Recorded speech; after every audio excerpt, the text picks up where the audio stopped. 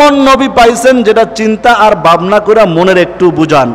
এই নবীর আদর্শ ছাইরা আপনার জীবনে পারিবারিক জীবন, সামাজিক জীবন, শিশুকাল, শৈশবকাল, বাল্যকাল, যৌবনকাল, বৃদ্ধকাল, দেখেন কোনো কিছুর লোকে কোনো মিল নাই। খালি বলি যে আমরা সুন্নি, সুন্নতের কোনো কি নাই খবর।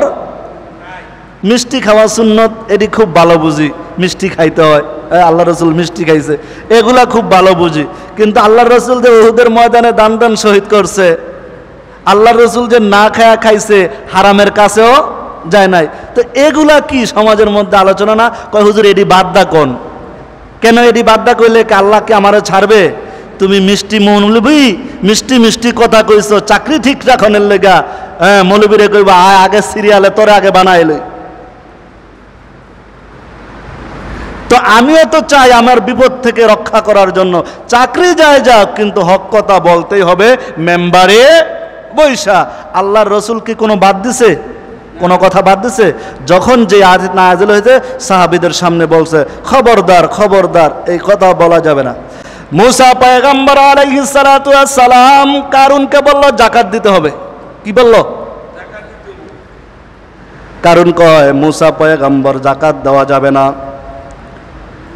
মুসা পয়গম্বরের বিরুদ্ধে মেয়েকে দিয়ে, তার মেয়ে একটা সুন্দরী মেয়ে ছিল কারুনের, মেয়ের জিগায়া ফুসলায়া ফুসলায়া, আজকে দেখবেন ওলামায়ে কেরামদেরকেও নারী কেলেঙ্কারি দিয়ে এরকম কেলেঙ্কারি করা এটা দুনিয়ার শুরু লগ্নে ছিল। কারণ তার মেয়েকে বলল তুমি বলবা আমার সাথে মুসা আলাইহিস সালামের সাথে সম্পর্ক খারাপ কাজ হয়েছে। নাউজুবিল্লাহ বলেন। মুসা পয়গম্বর এরকম স্টেজের মধ্যে বয়ান করতেছে, ওই কারুনের মেয়ে আয়েশা বলতেছে আপনার ওয়াজ বদ্ধ করেন, আপনার নামে অভিযোগ আছে।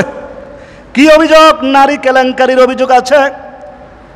সাজায়া গুছায়া সুন্দর করে বলে দিছে যে তুমি যে স্টেজের মধ্যে দাঁড়ায়া বলবা যে এই মুসা নবীর সাথে আমার সাথে কি আছে সম্পর্ক।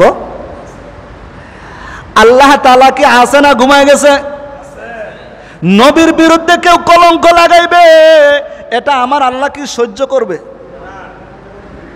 সাধারণ মানুষ যদি আমলওয়ালা হয়, আখলাকওয়ালা হয়, সেও যদি আল্লাহকে কেউ যদি অপবাদ দেয়, আল্লাহর কাছে ডাক দেয়, আল্লাহ তাকে ওই অপবাদ থেকে হেফাজত করে ফেলে।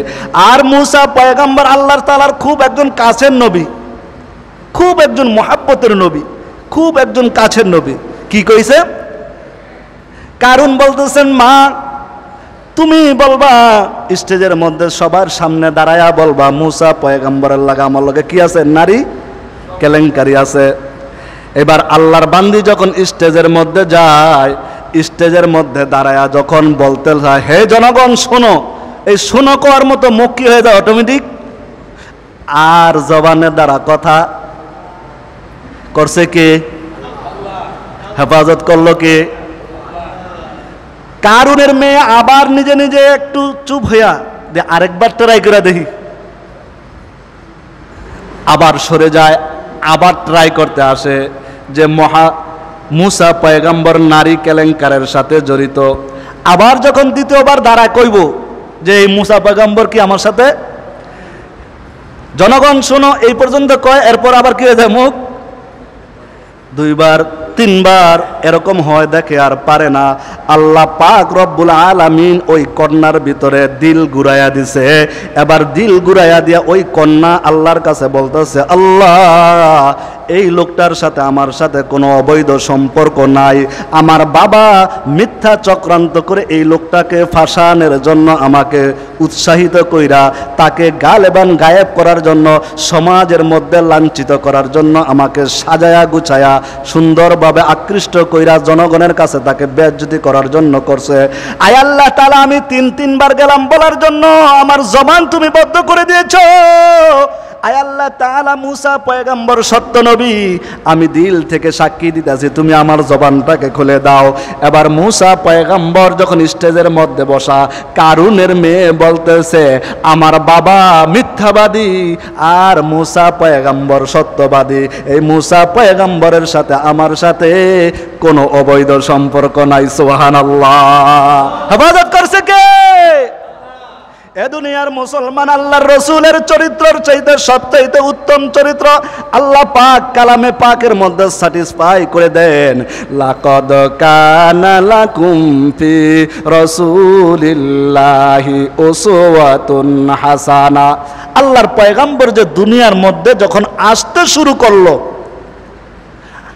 আমেনা বলতেছেন, আপনাদের শুরু থেকেই বলছি সিরাতুন নবী মানে রসুলের চরিত্রের আলোচনা, সিরাতের আলোচনা, রসুলের জীবন নিয়ে আলোচনা, আর মিলাদুন নবীর জন্ম আলোচনা।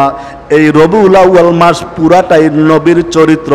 এরকম এক বছর না 63 বছর আমার পয়গাম্বর দুনিয়ার মধ্যে আসছে। আপনি যদি বছরে 353 দিন 54 দিনও যদি এরকম বয়ান করতে থাকেন, তাহলে আল্লাহর রসুলের প্রশংসা আর গুণগান বলে শেষ করা যাবে না। সুবহানাল্লাহ। আম্মা জান আয়েশাকে বলা হইল আপনি রসুলের চরিত্র সম্পর্কে বলুন।